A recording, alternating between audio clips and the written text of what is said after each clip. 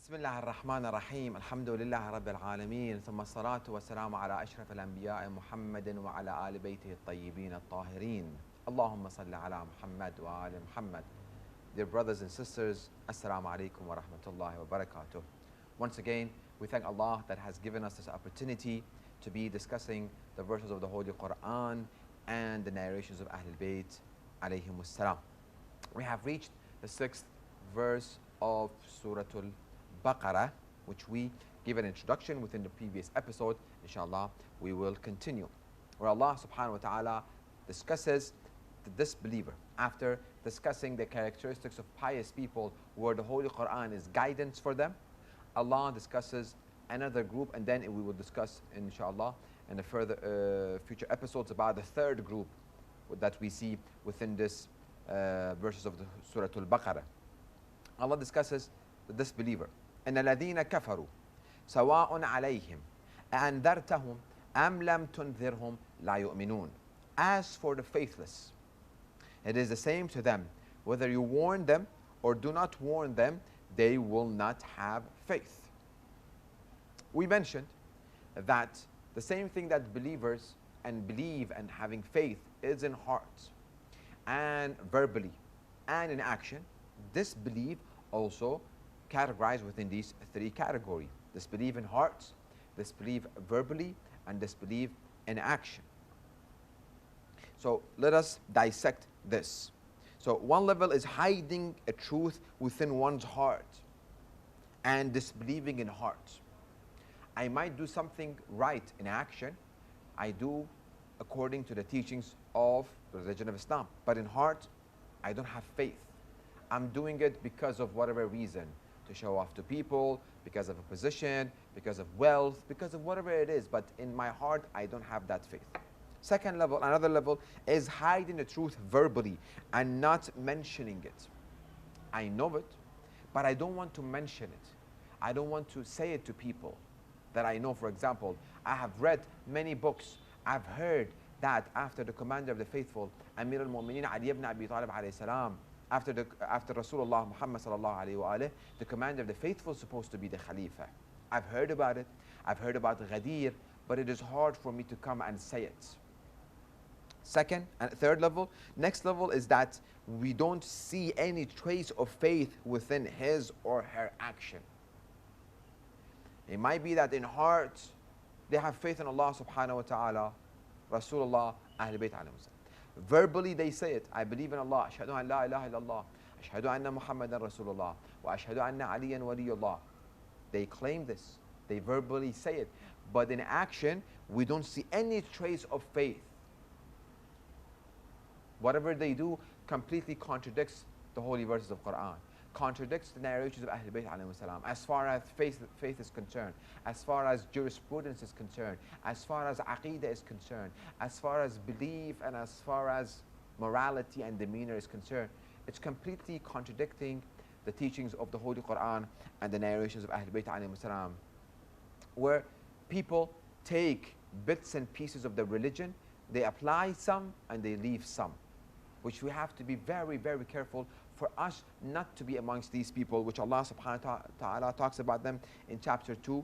We will get more detail of it, but we're mentioning it here, verse 85, where Allah subhanahu wa ta'ala says, أَفَتُؤْمِنُونَ بِبَعْضِ الْكِتَابِ وَتَكْفُرُونَ بِبَعْضِ فما جزاء من يفعل ذلك منكم إلا خزي في الحياة الدنيا ويوم القيامة يردون إلى أشد العذاب وما الله بغافل عما تعملون.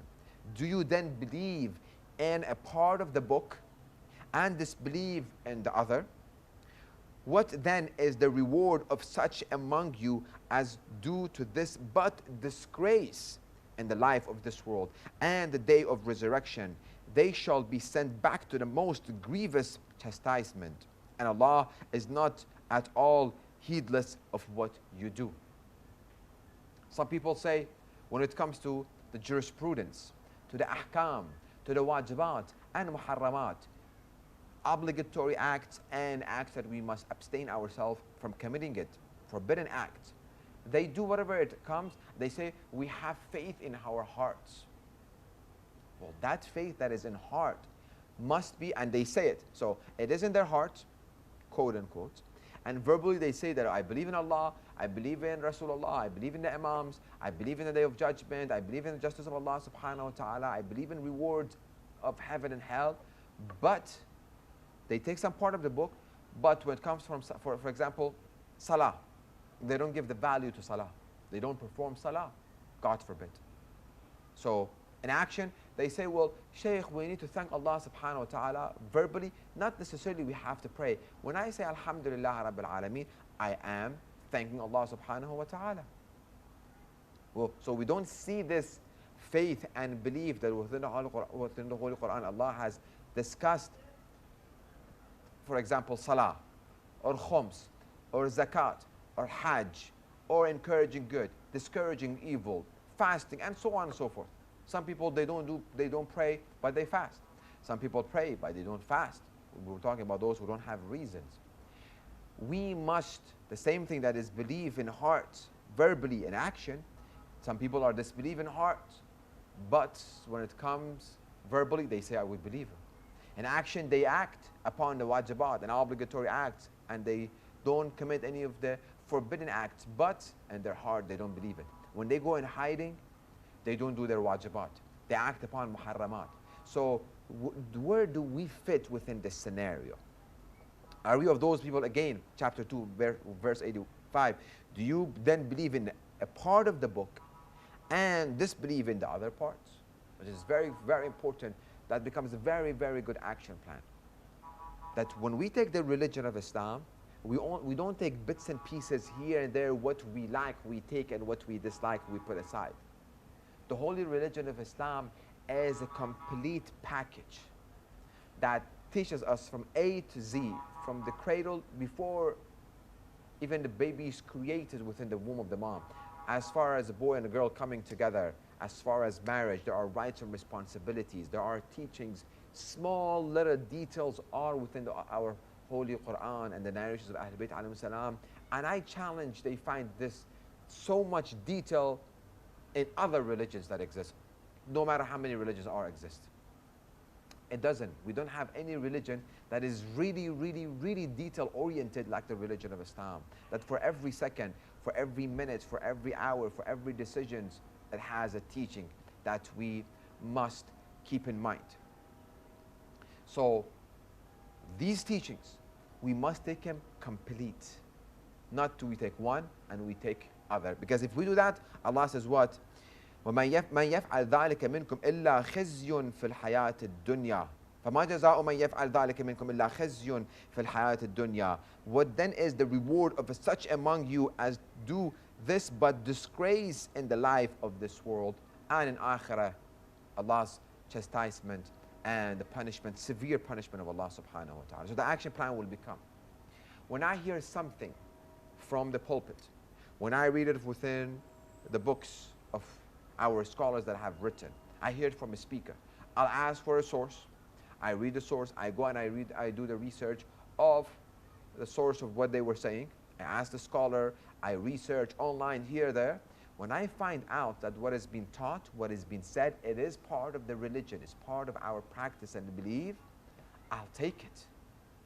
Not like, I don't like this. For example, Salah, I really believe in Salah, I perform Salah all on time, but when it comes to khums, charity, giving, zakat, I stop.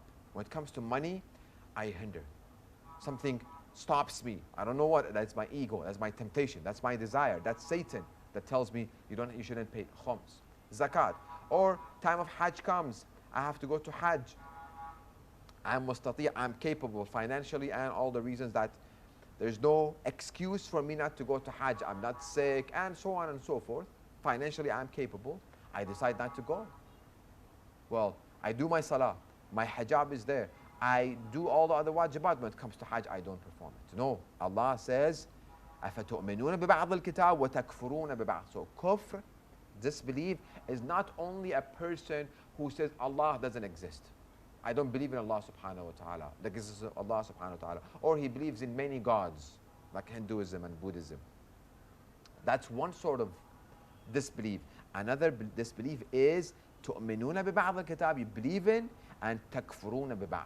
If a Muslim person that believes in Allah subhanahu wa ta'ala, believed in the Holy Quran, Rasulullah, and knows about the importance of prayer, but says, I don't think we have to pray. This prayer was something for other people back in the days.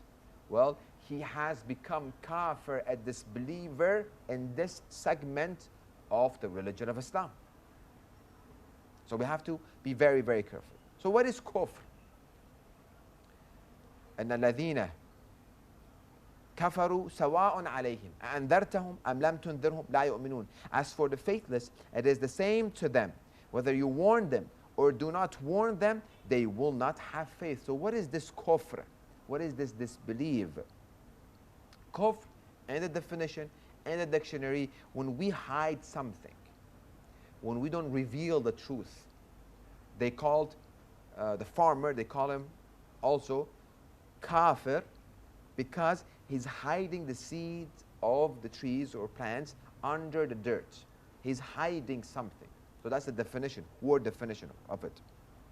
The person who denies the religion of Islam, he's denying the truth that exists, that God exists. He is just with his attributes.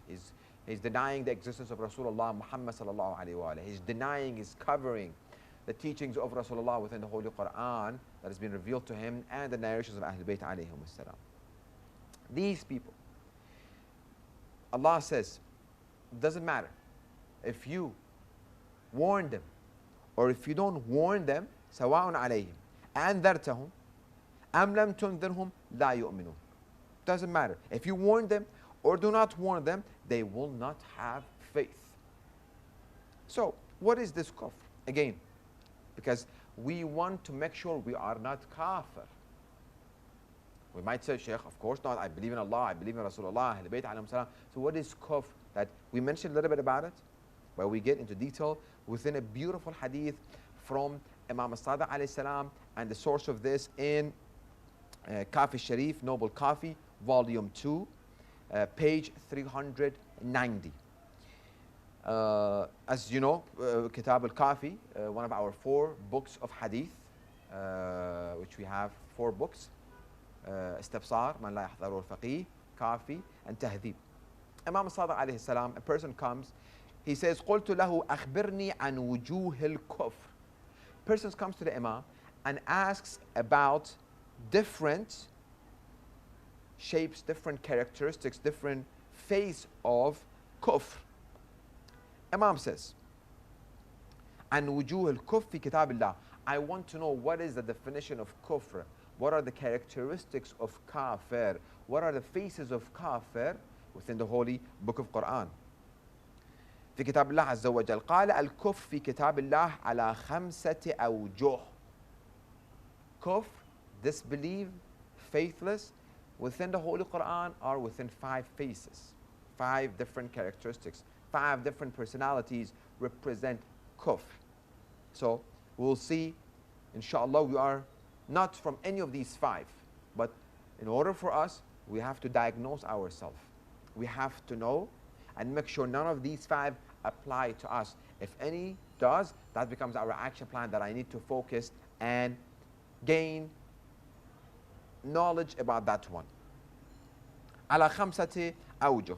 فمنها كفر الجحود والجحود على وجهين والكفر بترك ما أمر الله والكفر البراءة وكفر النعم. I read, inshallah, the English translation is lengthy. I'll go, inshallah, try to go back and forth between the English translation and the verse, the hadith itself. Instruct me about the kinds of disbelief mentioned in the book of Allah, the most majestic, the holy, the most holy. The Imam said, disbelief in the book of Allah is of 5 kinds. Number 1 of disbelieving is denial. When a person completely denies. Denial, which is of 2 kinds. So, 5 kinds of disbelief. The first is denial. This one divides into two categories. Denial of, which is of 2 kinds. There is disbelief of the commands of Allah subhanahu wa ta'ala. Another form of disbelief for disbelief in the bounties. That is still another form of disbelief. This belief or denial is the denial of his lordship, and is the belief of those who say that there is no Lord, paradise and fire. It is the belief of those of two kinds of atheism called Dahriyya, who say it is only time that destroy us. It is a religion that they made for themselves on the basis of what they felt to be good, without proof and research in any of the things that they say. Allah, the most majestic, the most holy, has said it is only what they guessed. Their religion is based on mere guessing. So let's discuss it. Number one, again, Jahud, those who do not believe and they deny existence of Allah subhanahu wa ta'ala. They deny existence of paradise and heaven, paradise and hell and rewards and punishment, life after death. Okay, this is it. By the time that we die, it's the end of our being, our existence. We become nothing. We don't exist anymore. Nothing matters after life, our death. So this is the life that we must focus. والجحود على وجهين, we talk about it. والكفر بترك ما أمر الله. Very important. This believing in what Allah subhanahu wa ta'ala has commanded. Very, very important. This is something that we touched about it in the beginning and the middle of our lectures. Unfortunately, our time is finished.